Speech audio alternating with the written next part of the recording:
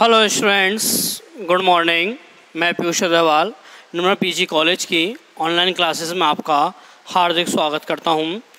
हम BSc second year में gymnosperm पढ़ रहे थे, जो कि अपना पेपर फर्स्ट है, और उसमें हमने टाइप्स ऑफ फॉसिल्स के बारे में पढ़ा था। तो पिछली वीडियोज़ में हमने टाइप्स ऑफ फॉसिल्स को देखा था और जाना था कि कितने प्रकार के हमने फॉसिल्स पाए जाते हैं। तो हमने कंप्रेशंस, इम्प्रेशन और अशीमीभूताश्म, पेट्रिफिकेशंस और परपाटशम, जो कि अपना कंस्ट्रक्शंस जीवाश्म है, इन 4 जीवाश्मों के बारे में हमने अध्ययन किया था और उसमें जाना था कि किस प्रकार के जीवाश्म निर्मित होते हैं और उनमें कालांतर में जब चट्टानों का लंबवत दाब पड़ता है तो किस प्रकार से वह अपने जीवाश्मों को बनाते हैं। तो हमने देखा था कि जो अपना सबसे अच्छा जीवाश्म होता है वो होता है अशीमीभूताश्म। कौन सा होता है? अशीमीभूताश्म, पेट्रिफिकेशन, जिससे कि क्या होता है, उस जीवाश्म के द्वारा हम उसकी आंतरिक और बाहरी दोनों की संरचनाओं का हम अध्ययन कर लेते हैं। तो इसलिए वह हमारे लिए बहुत महत्वपूर्ण था। और अशीमीभूताश्म जीवाश्म की सबसे बड़ी पहचान ये थी कि उसमें no molecule replacement other molecule, मतलब कोई एक अणु दूसरे अणु को विस्थापित नहीं करता है। अर्थात अशीमीभूताश्म जीवाश्म का निर्माण सीमेंटीकरण या अंतः तंत्र जनित सिद्धांत के द्वारा होता है। और अशीमीभूताश्म जीवाश्म अपने कॉल वॉल्स के रूप में पाए जाते थे। तो इतना सब कुछ हमने पिछली वीडियोस में देखा था। आज की वीडियोस में हम अपने 2 टाइप्स के और फॉसिल्स का अध्ययन करेंगे, क्योंकि हमने 4 टाइप के फॉसिल्स को हमने पढ़ लिया है। तो हम आज पढ़ेंगे अपना 5th टाइप, वो है अपना अंबर जीवाश्म। कौन सा है? अपना अंबर जीवाश्म। तो अंबर जीवाश्म क्या होता है? तो इस प्रकार के जीवाश्म का निर्माण जो अपने पुराने कोणधारी जिम्नोस्पर्म अर्थात कॉनिफर्स थे, जिनमें शंकुपादप होते हैं, कॉनिफर्स। तो कॉनिफर्स जिम्नोस्पर्म में अपना एक तो आता है पाइनस, एवीज। तो इन शंकुधारी जिम्नोस्पर्म पादपों में अपना महत्वपूर्ण गुण होता है कि इनमें रेजिन की नलिकाएं पाई जाती हैं। क्या पाई जाती हैं इनमें? रेजिन की नलिकाएं। हमने जब जिम्नोस्पर्म प्लांट का महत्वपूर्ण कैरेक्टर्स को देखे थे तो उसमें देखा था कि जिम्नोस्पर्म प्लांट में रेजिन नलिकाएं उपस्थित होती हैं और यह रेजिन नलिकाएं की उपस्थिति ही जिम्नोस्पर्म को एक विशेष गुण भी देती है। रेजिन नलिकाओं से अपना एक रासायनिक द्रव रेजिन का स्रावण भी होता था, रेजिन स्रावित होता था। तो इस प्रकार रेजिन जब स्रावित होता है तो क्या होता है कि जब यह अत्यधिक मात्रा में स्रावित होता रहता है तो यह पादपों के बाहर निकलता है और पादपों के बाहर निकलने से यह रेजिन मृदा में विलीन होता है। किस में होता है? मृदा में विलीन होता रहता है। अब मृदा में विलीन होने से या मिलने से जो अपने पादप या जंतुओं के अवशेष जो पाए जाते हैं उनके ऊपर यह आकर व्यवस्थित हो जाता है, उनके ऊपर आ जाता है और अवशेष के ऊपर आ जाता है और उनके ऊपर धीरे धीरे एकत्रित होकर, इकट्ठा होकर वह उस अवशेष को एक जीवाश्म के रूप में बदल देता है। हमने स्टार्टिंग की वीडियो में, मतलब पैलियो बॉटनी जब स्टार्ट किया था तो उसमें देखा था कि कोई भी जीवाश्म ऐसा नहीं है कि मृत पादप या जंतु ही भाग हो, वह कुछ भी हो सकता है। उसमें हमने रासायनिक पदार्थ को भी एक जीवाश्म के रूप में भी बोला था। तो यहाँ पर रेजिन जो होता है वो एक रासायनिक पदार्थ है और वो एक जीवाश्म के रूप में पाया जाता है।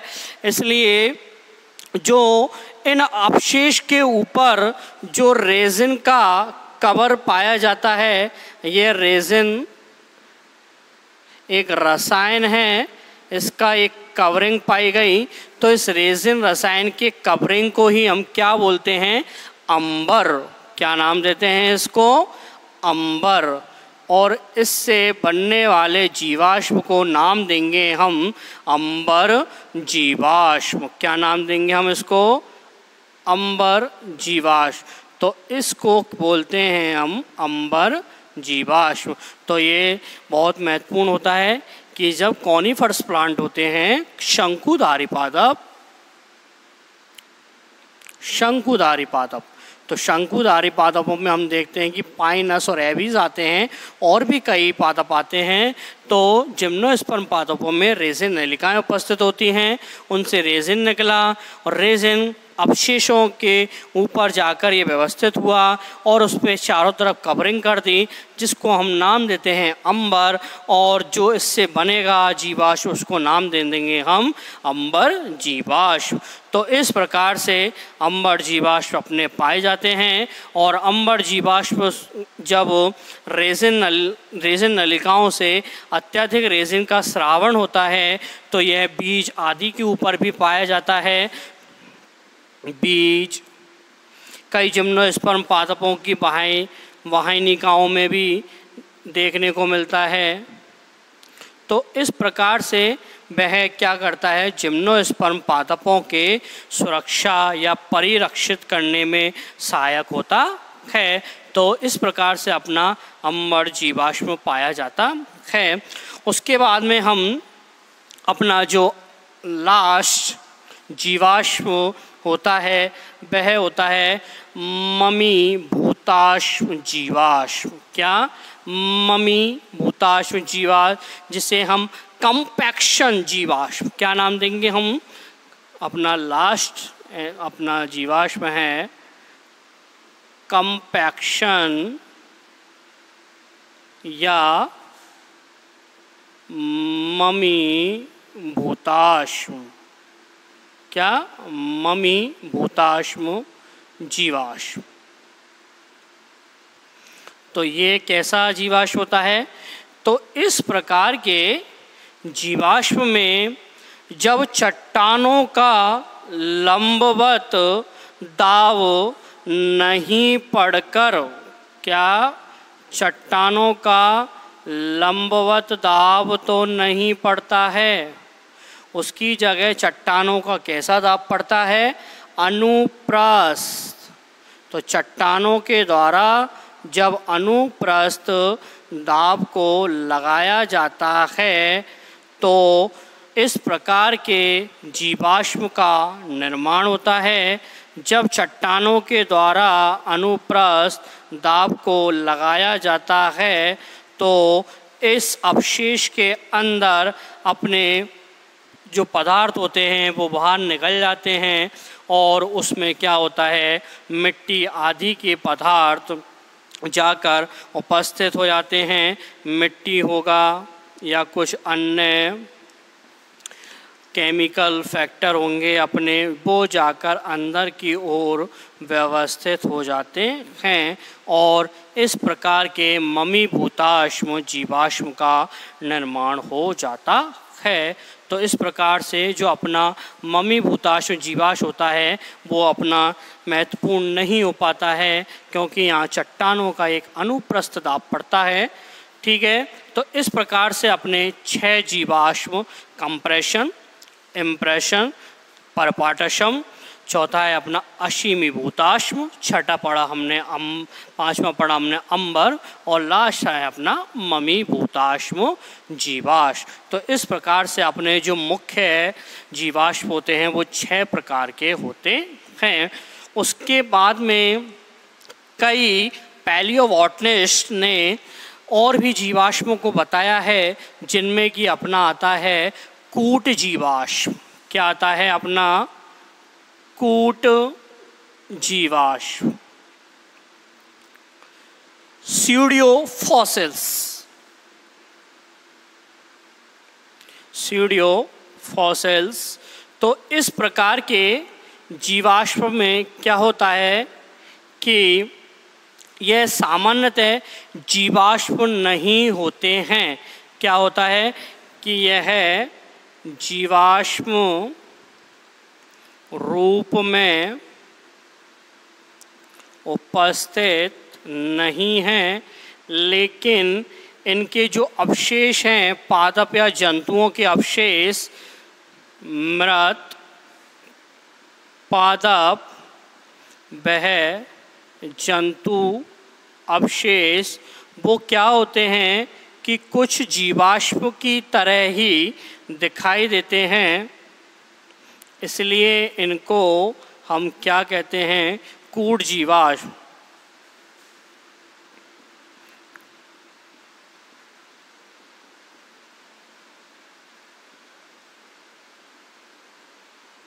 तो इसलिए क्या होता है कि जो मृत पादप जंतुओं के अवशेष हैं वो जीवाश्म की तरह ही दिखाई देते हैं, इसलिए हम उनको क्या नाम दे रहे हैं? कूट जीवाश्म। कई अपने पुरावनस्पतिक वैज्ञानिक हैं वो इस कूट जीवाश्म को नहीं मानते हैं और कई वैज्ञानिक इसको मानते हैं, तो इसलिए हम इसको भी पढ़ते हैं। कूट जीवाश्म अपना एक देखते हैं कि कूट जीवाश्म कैसा होता है। तो कोई कूट जीवाश्म देखते हैं, उसका रूप इस प्रकार, उसमें एक संरचनाएं होती हैं।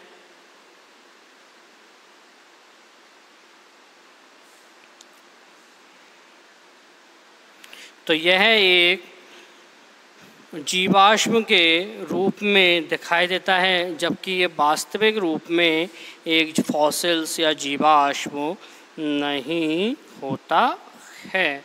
इसलिए हम इसको क्या नाम दे रहे हैं? कूट जीवाश्म। तो यह एक स्यूडियो फॉसिल्स है। ठीक है, तो इस प्रकार से स्यूडियो फॉसिल्स या कूट जीवाश्म अपना पाया जाता है। अब हम आगे बढ़ते हैं कि कूट जीवाश्म भी अपने कई प्रकार के होते हैं, जिनमें कि अपना सूक्ष्म या माइक्रो फॉसिल्स है, अपना मेगा या गुरु फॉसिल्स है, और उसके बाद में रासायनिक है, और उसके बाद में है अपना संपीड़न है या विस्तृत है, इंडेक्स है, सब फॉसिल्स हैं। तो कई प्रकार के कूट जीवाश्म अपने को देखने को मिलते हैं, जिनमें कि हम बात करते हैं पहला नंबर सूक्ष्म जीवाश्म, माइक्रो फॉसिल्स की। किसकी बात करते हैं हम? माइक्रो फॉसिल्स की। तो माइक्रो फॉसिल्स में क्या होता है कि जो जीवाश्म होते हैं वो बहुत छोटे होते हैं। पहले तो क्या होते हैं? छोटे दिखाई देते हैं, छोटे आकार के होते हैं, और इस प्रकार के जो जीवाश्म होते हैं वो स्टीवर्ट के द्वारा दिए गए ड्यूरोपार्टिक विधि के द्वारा निर्मित होते हैं। किसके द्वारा? ड्यूरोपार्टिक विधि है जो कि स्टीवर्ट ने दी थी। हमने पिछली वीडियोस में इसको देख लिया था। तो ड्यूरोपार्टिक विधि से इसका निर्माण होता है। तो इस विधि में क्या होता है? अपना एक शैवाल है, डायनामाइट या डाइमाइट, डाइमाइट। तो डाइमाइट एक शैवाल है। तो इस शैवाल का निर्माण अपने सूक्ष्म जीवाश्म के रूप में होता है। डाइमाइट से शैवाल होता है वो क्या होता है? डायनोमाइट मृदा में इसकी उपस्थिति मिलती है अपने को। डायनोमाइट मृदा में और इस प्रकार की मृदा में ही अपना ड्यूरोपार्टिक विधि संभव हो पाती है।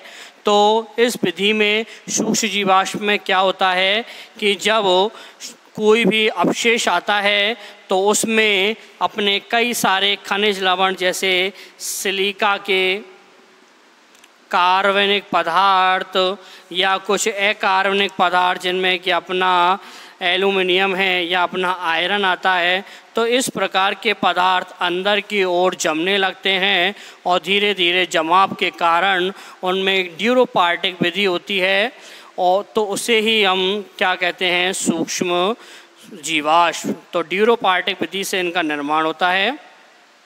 ठीक है, अब आगे इसके बाद में हम और भी चलते हैं तो अपना पाया जाता है गुरु जीवाश्म या जिसको हम बोलते हैं मेगा फॉसिल्स। तो इस प्रकार के जो जीवाश्म होते हैं वो आकृति में हमको कैसे होते हैं, बड़े दिखाई देते हैं और उनमें भी जो जीवाश्म हैं वो बहुत कम होते हैं, कूट जीवाश्म ही वो कहलाते हैं। उसके बाद में अपना तीसरा एक उसमें होता है रासायनिक जीवाश्म।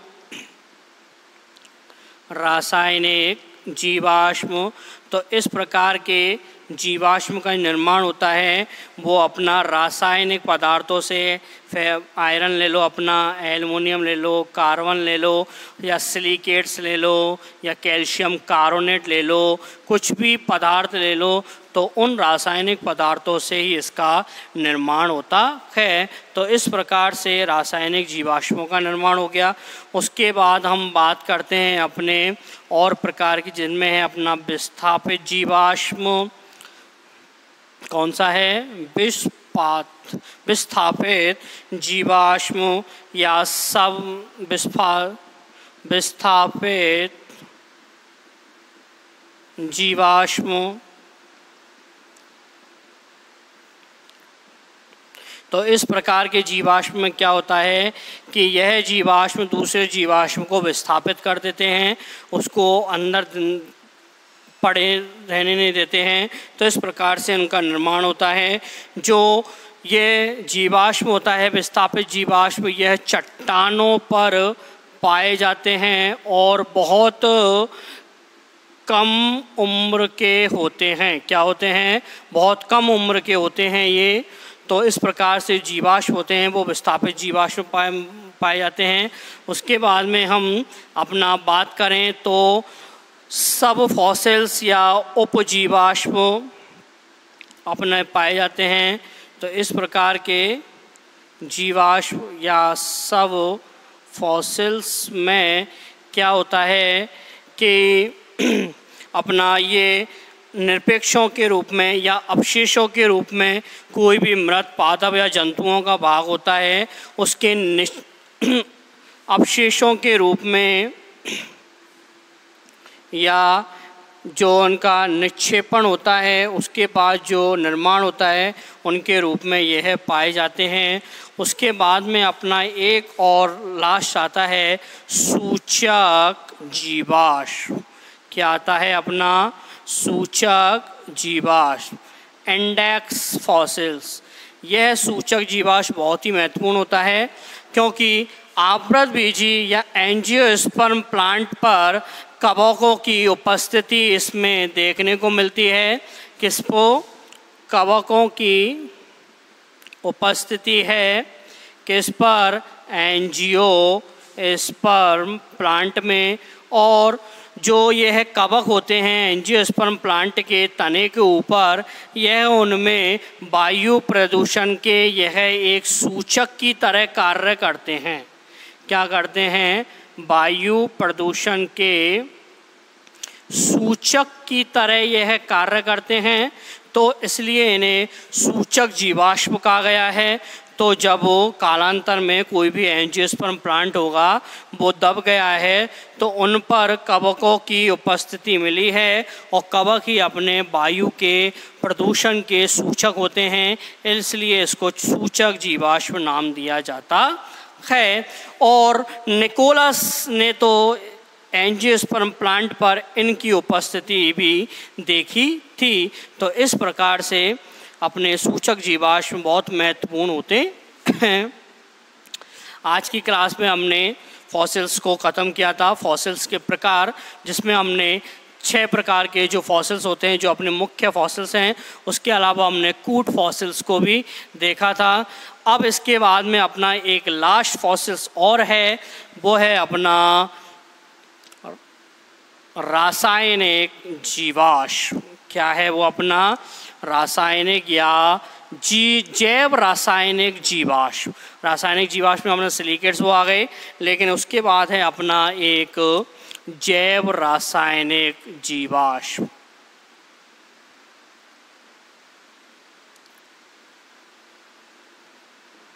इस प्रकार के जीवाश्म में क्या होता है, जो जैव रासायनिक पदार्थ हैं जैसे कि अपना क्लोरोफिल, कैरोटेनॉइड्स या अपना फाइकोवलेंस, या फिर अपन बोलें स्पोरोपोलिन, तो इस प्रकार के जो अपने जैव रासायनिक पदार्थ होते हैं वो पाए जाते हैं। तो इनमें क्या होता है कि यह जैव रासायनिक पदार्थ क्लोरोफिल, कैरोटेनॉइड्स, फाइकोवलेंस, स्पोरोपोलिन आदि सभी जीवाश्म के अंदर पाए जाते हैं। स्पोरोपोलिन में तो पोलिन से अपना बीज परिरक्षित रहता है, बीज को सुरक्षा मिलती है। फाइकोवलेंस और कैरोटेनॉइड्स अपने जो कि फोटोसिंथेटिक्स जो अपने सहायक क्लोरोफिल के सहायक होते हैं, उन वर्णक के रूप में ये कार्य करते हैं, उनकी भी उपस्थिति पादपों में देखने को मिलती है। उनमें यह पिगमेंट्स के रूप में पाए जाते हैं जीवाश्मों में। और क्लोरोफिल तो अपना यूनिवर्सल फोटोसिंथेटिक पिगमेंट होता ही है। तो उनमें यह सभी जैव रासायनिक पदार्थ जीवाश्म के रूप में किसी न किसी अवस्था में यह पाए जाते हैं और चट्टानों के अंदर ये दबे हुए रहते हैं। तो इस प्रकार से अपने 6 जीवाश्म के अलावा हमने कूट जीवाश्म और जैव रासायनिक जीवाश्म को भी देखा था। तो आज की क्लास में फॉसिल्स ख़त्म। इसके बाद में हम फॉसिल्स का अध्ययन किन किन विधियों से, किन किन तकनीकियों से किया जाता है, उनका अध्ययन हम करेंगे। तो उसका अध्ययन हम अगली नेक्स्ट वीडियो में करेंगे। तब तक के लिए आपको धन्यवाद। Thank you.